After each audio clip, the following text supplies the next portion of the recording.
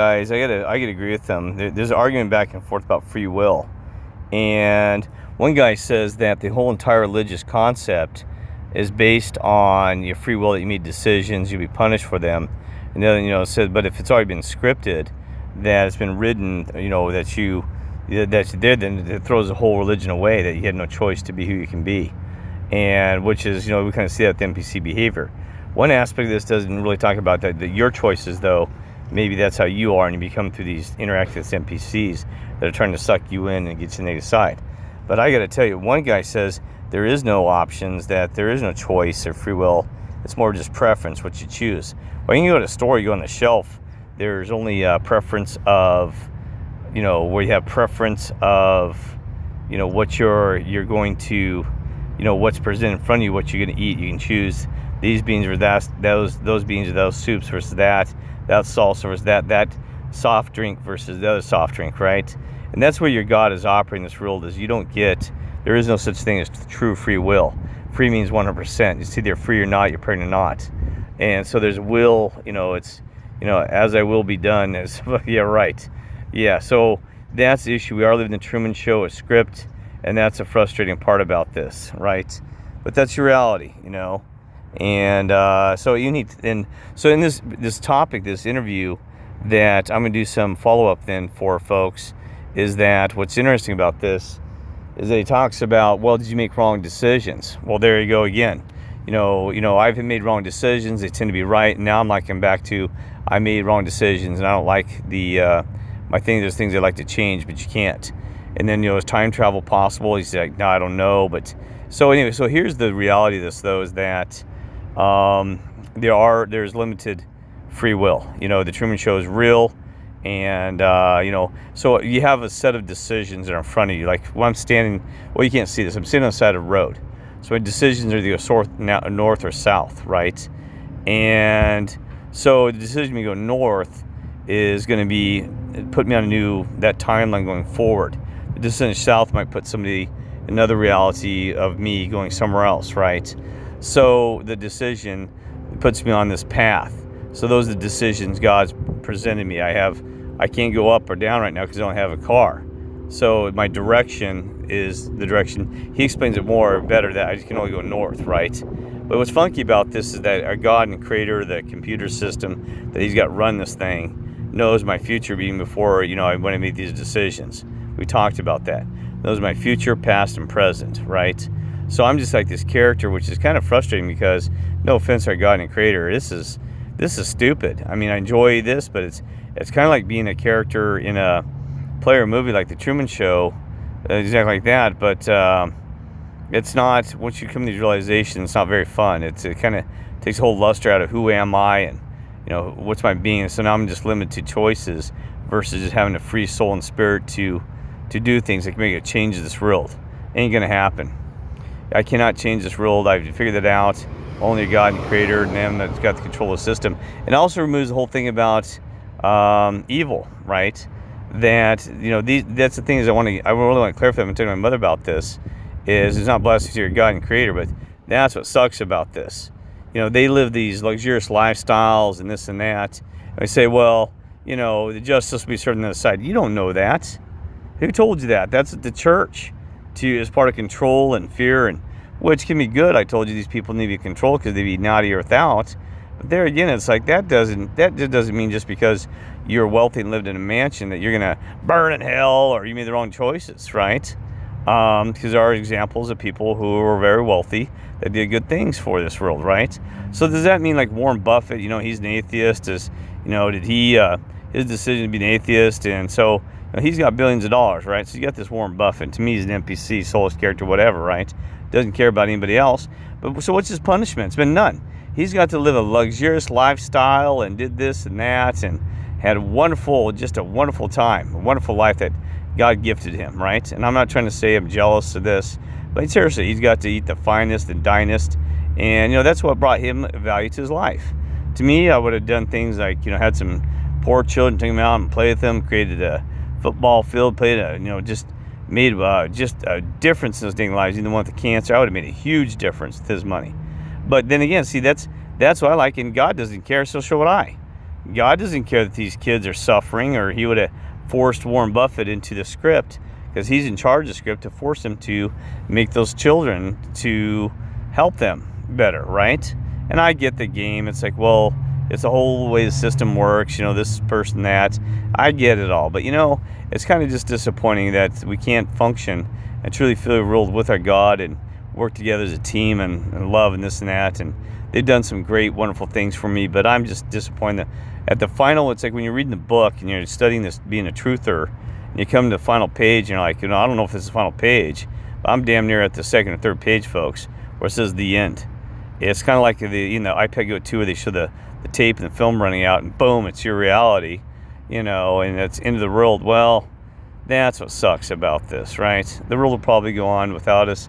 We're in a different, who knows, there might be an earth where all this crap has been fixed already, and the Lord came and he's moved on. And see, that's where he brings up these questions, that we have these things in history where they said that, I'm not trying to freak you out, that there's other versions of Judas. He was actually tricked and put on the cross versus the Lord. Now that's probably bull crap, but there are times, even with the Mandela effect, we're seeing some shifts where history's modified, right? And so those are the things that make me wonder. It's like, well, is there another reality where, I heard one time Atlantis split on and survived, and they're still in another time dimension reality. And so maybe that's us. See, like even this guy talked about atoms, where, Adam and Eve, that Adam, actually was, was a material first existence during the Big Bang, where energy turned into atom, right? And then the atom probably split and became more atoms, and now we're atoms, right? And we're also devils and Adam and Eve and all this other stuff, right? So you got to think about that for a minute, that Adam is even in the phonics, that Adam was the beginning, the first so-called human being, this and that, right? So you got these atoms, and Adam himself, and and Eve was all this other stuff. That is kind of true, that there's it's like everything was actually true in the physics world. And I find that physicists and philosophers are telling you more truth than religious people, because they're exploring what really is here, right? And Native Americans were in tune with nature, but even then they were worshiping things that were, more material versus, where the moon was this and that was that. So God, and it's still this higher Father or God creator, but they're still trapped in this, because they don't have limited capabilities with them at that time. Physicists now are breaking, they're looking at the micro and the macro, and they're saying, well, and that's the thing, is you gotta understand there is a God and creator, and in my opinion, because this thing is too fine-tuned design, or gods that help that God or creator, or they gathered together and said, let's create this simulation, real reality, wherever we're in, because I don't, and I've got a good role overall, but this one kind of stinks. I want out of this. I've lost my children, I've lost friends, I'm alone, and they're not helping, they're not talking to me anymore, the ones above, and God, creator, Lord, Satan, and they work with me every day, they'll show me things and this and that, but it's all good and fine and dandy, but it doesn't really add value to my soul and going forward and living amongst NPCs and soulless ones. I'm just done, folks. I'm just done with the whole BS, the drama. And that's the thing is, they must have been really bored. Your God must have been out of his mind bored to create such a corrupt, disgusting system. I'm not kidding you. But, there's also theory that God's in here playing with us and we're just all part of it. So, it is what it is, right? We're all trapped in the same boat together and things like that. So there's so much, I'm going to do such a follow-up on this, because there's so much in physics that explain that the reality. So the fact that you and I are here, hopefully, I don't know, you see, the problem is, I actually know that it is possible. I'll tell you another incident during the Mandela effect, where I slipped into another reality and actually can remember being in the existence of another Kirk. It'll blow your damn mind. I could feel it. Say I was demonically possessed, say, no. This guy was Kirk, I believe, that had another beginning, and to that point where I entered and we fought, and spiritually and to be materially, to be in the same existence, the same time frame. I'm not kidding you, folks. I talked to Raleigh about this. It freaked me out when I first, Mandela effect, I woke up, the sun was different and the world was different. I said, man, what? And I noticed that the character it wasn't like I'm mental, folks. It's not, I mean, I've heard some wild stuff. I wasn't possessed, wasn't mental. That was one of the things I also noticed, besides my neighbors behaving differently, my wife, my children, that I noticed that myself, that there was something that had changed in a sense of the body, not necessarily the mind. That I was like fighting this guy who was similar to me but different, that were trying to exist at the same moment in time. And I eventually got rid of his little butt. I mean, I hope I'm not, or myself. It sounds crazy, like, oh my God. It was kind of like a Star Trek episode but see, people didn't know it, and I was battling internally. That I was trying to fight him over control, and I finally got control of him because he was a slightly different person. He was more quiet, kind of, I told my mother he just kind of just floated around and did a lot of driving out in the truck and hanging out by himself, and wasn't much as a family guy like I was, right? I was more home, want to be home and take care of family, and everybody knew where he was at. This guy did not. People didn't know where he was at.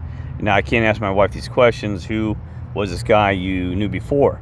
And we actually had, when the first Mandela effect started, there was a situation where we saw a guy and a lady who were married, and right after, exactly Mandela 2015, what happened for you, I don't even care, folks. Whenever you believe it happened, it's up to you. We've kind of narrowed it down. My reality, this one, Earthyawn, most of us came around 2015, the fall, or thereafter 2000, when they woke up, right? 2018, whatever, right? So, whatever it is, right? I don't even care the time, place, we're just here. The moment now is we're here, right? But anyway, so back to that is that the husband and wife, they noticed that each other's behavior was different. And they're completely awake. Now, one could have been an NPC playing the game or trying to confuse them, but they don't. Their intents were good to be trying to figure this out. And he said that she didn't like, he didn't like peanut butter in her old reality. And this new husband, he loved peanut butter, and also with jelly, and added that. And she's like, well, she liked peanut butter but didn't like jelly, but that was different than from what he knew of her. And there was something like a Kit Kat or something that was her favorite. And he said, oh, you love to eat Kit Kat. She'd sit in front of the TV and, whatever, and movie or whatever, eating Kit Kat. And she goes, oh, I can't stand them, whatever it was, right? She said, oh, I can't stand those darn things. So, as a preference, okay, that we had this difference between these two. And they did some live videos and YouTube stuff for a while, but then they kind of just disappeared. And I'd like to know what happened after those times. What was the end result? And sometimes I've seen Mandela effect people, just disappear and slip off to the reality, or just never see them again. I told you I had people I was very close to getting those answers, and boy, the first minute you get close, your God and your creator in the system rips it from you, says, nope, you ain't gonna find the truth. I tried to even square my wife down to find out if she's NPC and everything, or what was going on. And all of a sudden the phone hang up and her brain was just like shut down. Dang, like she's taking not just a download where they take a shutdown mode. I'm not kidding you. I had people standing right in front of my face and talking to me, just tiptoeing as close as I could around even the Mandela effect, not just about truth and reality. And all of a sudden their eyes just start blinking, and it's like, and their response is always either anger or shut down or run. It's like a fight or flight response. It wasn't them as the system saying, oh, he's getting too close to find out the truth, and boom. Now, was that good? Because I wouldn't have known these things, I wouldn't have gone this far maybe, but then again, I would have learned them quicker if I would get those answers. And so maybe it's about timing, sequence, that we only get that information at a time. Sorry, but I did forget about one thing about the decision. So back to that. About to this physicist and philosopher guy. He's a combination too, which I'm kind of working at from that angle. And he's a little bit spiritual, but he's more of a non-religious guy, which is okay because he probably keeps him from getting overly exposed, right? But what's interesting about him is that, and these people I'm talking about, that, like I said, you just have option preferences. There is no choice. So what does that mean? And that kind of sucks, because you might be presented to these situations in front of you, so you just choose one of those preferences and hope you choose a good one, right? It reminds me when I was growing up, I used to do a book that I can't remember. It was an interesting book. It was I'd never seen it before. It was like in 5th or 6th grade. And you've seen these, and the theme's gonna run out. But every time I saw it in a book, and I got the library. And what it was is you'd make a decision, and it's go to page 45, right? And so then you live this. That you read this, and for example, it'd say, well, make a decision. Do you want to go to, I'm going to say, like, let's say Africa or Europe? And I'm like, well, I don't know. Let's see. And they give you this whole scenario, right? So let's say you'd go to Europe and say, okay, and you're hanging out in Europe and you make these decisions. You go, it's kind of like these, just, you go, you make these, like, okay, do you want to go to France too? I'm like, yes. Do you want to go up the Eiffel Tower or not? And I'm like, oh yeah, I want to go up the Eiffel Tower and tell you about it and some cool things. And you meet these people, blah, blah, blah. Are you doing this, right? It's like adventure. And then though, it always something happens, something stupid. Like I'd say, well, I want to ride the train, and say something like you got ran over by a train because you weren't paying attention. It's always my fault, right? Kind of like this rule does. You made the wrong decision. No matter what, it's your damn fault. You're dead. Not kidding you. I'd say I'm sorry in a kind of way that you died. I'm like, oh, well, that's terrible, right? So then I'd start over. So then I'd go back, well, I'm going to go the other way then. This time I read the book. I'm going to go to Africa. Same thing. I'd go out and hang out and ride a riverboat and this and that. And it was real. I love the Africa one. I like, seeing the lions. And then all of a sudden, I get eaten by a damn snake. I said, go to the river. Do you want to go to the river or not? Or go say hi to these people. It was like, either choice is bad. I'm like, well, I go to the river or I go to this, this village, right? And that's where it got crazy because, I'm like, well, do I go to the village or I go to the river? I go to the river and then get eaten by a python. Seriously. So, oh, you got eaten by a python. You made a stupid mistake. And, well, say hi to the python. Had a little python, little picture next to it even. I got eaten by a python. Well, okay. So then I got pissed because I took, it started out with a ton of options like in your life. When you're a child, you have a million options, right? And then as go through school, the options start getting closer and closer in this book because you had to keep advancing pages to the end of your story, into your life, right? And same analogy that was going on that in real life is what's happening to you in this book. So I started, I read this thing so many times, and I started marking down and writing down, a piece of paper saying, well, I'm going to choose page 12, 14, this, and I go through really fast. Because this is a big book, actually, with all these decisions. It wasn't like 10 pages. It was big, hundreds of pages, right? I don't know if you've ever seen them. So I'm hitting the point with this. So then I get to the point where I would, I got back to, like, let's say, I found out that the only possible route was actually through, like, Africa or something, right? I'm not kidding you. The whole Paris, Europe thing, boy, that was always a mess. Weird when you think it'd be easier, but sometimes the safest is the worst. Plane, you rode a plane, boom, or, something happened, a building fell on you. Or somebody attacked you on the street. Seriously, it's crazy. So I said, I'm going to go to the Africa, and that. So that tended to be better. I could live longer. But guess what? So same thing. I got back to, I was using that last example. It was like that, a lot of stuff happened before you got to go see these that you thought were friendly village people or the python. It always ended in the same, that if you chose the village, like I said, you'd get the cannibals and locals there would kill you. And if you went to the river, the python, so there was no end to the book. I'm not kidding you. And then I started saying, well, you got to be kidding me. Is there any end to this damn thing? So then I got mad about it, and I said, so I started reading you got hundreds of pages, and, so it's hard to find what is the end of this thing. I'm like, so I scanned through there, and guess what? Even every page that I went through, I spent, oh my gosh, like a whole weekend just here and there screwing around the weekend, going through the book, reading every page real fast, because I'm a fast reader then, and I could not find one that says, oh, you win. It was always a lose. So, what does that mean? That's kind of like this riddle. I told you I felt like I've lost the end here. I've gained nothing. I just played a good journey. It was a great book, good journey. And that's where I'm disappointed that, we can't change the world and probably never will. It's probably part of the system where, the yin and yang, it's just a circle. It's like energy, emotion. It's emotions, energy, emotions, that if it did end without the evil and the good, and maybe the whole universe becomes stagnant, just still, and just boom, be a dirty pond. So, this whole crap about, and also, this whole crap about, Biden, them going to burn in hell, and Putin puking, I shouldn't call him that, is going to, whatever. Oh, hell, who knows? He maybe made the right damn choices. He got in that book and said, shit, here's why I'm going to tell you this. Because think about that.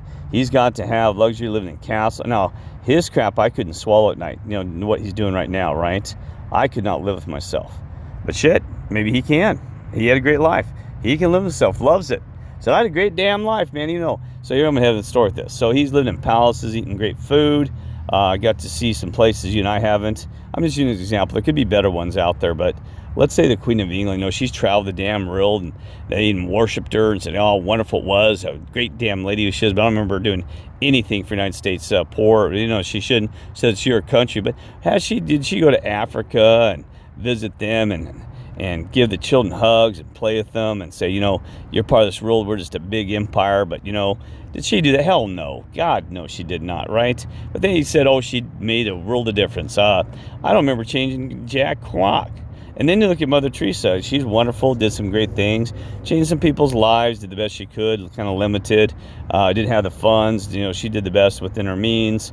And boy, guess what? They're both kind of like equal pairing at the end. People didn't know who, I asked them the other day, they didn't know who she was. I said, you got to be kidding me. No, I don't know.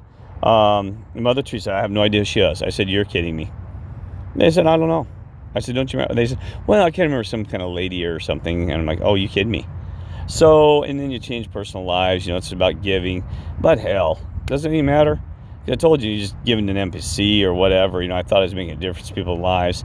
And hell, what if I actually put them on the wrong path? Like I said, I told you in another video, I encourage them to do this and that and live your life and go out and help people and be positive, and shit, they end up in disaster. And that that jackass told me that things are going to be great. Because if you asked me today, man, I probably would have walked away from this whole damn mission. I'm not kidding you. It's been nothing but a shit nightmare. And I got nothing really out of it, thinking I'd make a difference. I didn't make any difference, because I told you so. I've been scripted. Wasting my damn time, other than to make me feel good. Now, see, that's the problem is, what is the meaning of life? Matt's trying to touch this, man. I'm quantum conscious. He's just a modern day guy here, and other philosophers, everybody said, what is the meaning of life? Well, you know what I think it is? Meaning of life is to put meaning to your life. If you want to be an evil puking, shit, he did it. He got his meaning of life. He did it. And, me, hell, that wouldn't have been me. But my meaning of life, I don't know what it is anymore. I thought it was help this world and help the Lord and, be a good soldier for God. And I found out, oh, that's shit. I mean, seriously, did absolutely nothing. So now I got to find a new meaning of life, I guess. I'm moving on. I told you I'm done, folks. So enjoy your life, find your meaning of life. If you want to continue this crusade for the Christians, or the crusade for the Islams, or crusade for Putin or Ukraine, or free Ukraine, or this other crap or whatever, enjoy it, because that'll put meaning to your life and make you feel good. And so what I mean. My dad always said it was the journey, not the destination. Well, I guess the destination, I'll think it's heaven and get the hell out of here. But maybe that's all it's ever been, is a journey. It just ends at the end. Every journey comes to an end. I don't know. But I'm going to live day by day, moment by moment, and I'm done playing this game. And so have a happy journey. Enjoy it. And I'm still going to do some reading about truth and things like this, and trying to understand my reality and what's going on. But, even this world, no good deed goes unpunished. I've discovered that. Shit, there is nothing there for you, folks. I think it's another trap on from the negative to positive, negative, right? And how do you know? You guys tell me. How do you know Satan wasn't trying to free you? How do you know? You don't know. Scapegoat. The goat, he escaped. They call him the scapegoat. He was one to blame for. I'm not trying to judge your God and your creator, but you got to look about this. Here's 1/3 of the fallen angels in the Christian story that, they're up there and things are so wonderful. They said, you want to become God. Well, if he's living in paradise, why the hell did he want out? Why he said, shit, I want out of here, and anybody want to join you? Why the fallen angels follow him? Well, he was deceived, Kirk, and he wanted to be God and said he could do it better. Well, shit, if you're happy as a pie, then why the hell did you do it? Right? And God would have known he's done it, so he just said, there, go ahead, go ahead and do this, right? And then he said that, even the Lord was actually working on what we seem to be the evil side, the good side, trying to wake us up and saying, hey, man, you're following the wrong God. He even told the damn Christians, he said, you're following the wrong false God. He even told the apostles in some hidden scriptures, he said, listen to me. He said, you are going to cause more wars and more killings and everything than any man ever had in the past. He said, you think you're here for peace, but you're here to kill. And they're like, what? He's like, they said, what do you mean? You've been talking about us being love, and all of a sudden you're telling us that we're following the wrong God? We've been working with you? He goes, yeah, you're following the false God. Wrong one. Wrong Father in heaven. And they're like, what in the hell? And only one stood up again. It was Judas. Judas stood up and said, well, what do you mean, man? And Judas did not want to do what he had to do. The Lord says, they went off in a side huddle You can look it up on a side huddle like in football. And the Lord says, you have to do this, man. It's part of prophecy. It's been scripted. And Jesus goes, I don't want to do this. You mean I have to point you out and Romans and this and that? And he goes, yeah. And and he said the only reason he told Judas because he's the only one that's tough enough and had the guts and audacity to carry through. The Lord said he knew none of the other ones would. He said they're too wimpy. John, Paul, they all were. He said they're too chicken. He said Judas is the only one that he could honestly say, I know you can do this. Yeah, folks, think about it. It kind of makes sense. And they tell me I'm blasphemy. Well, hell, you figure it out and you tell us and you do a video on your channel. So I'm seriously. But, it's, I'm not trying to be an ass, but I'm just tired of the bullshit. People tell me this is right and that's wrong, and I tell you, don't care. It's your opinion. So we can have opinion, freedom of thought, freedom of speech, freedom of will. So that's one thing that we can control is our mind, right, to some extent. Our mind's been programmed from the day we're born here, and we got to think in man's ways and this and that. And we don't understand how God works, but at least we can talk and have opinions and have some free will in your damn mind. See, right now I'm just visualizing being on a beach.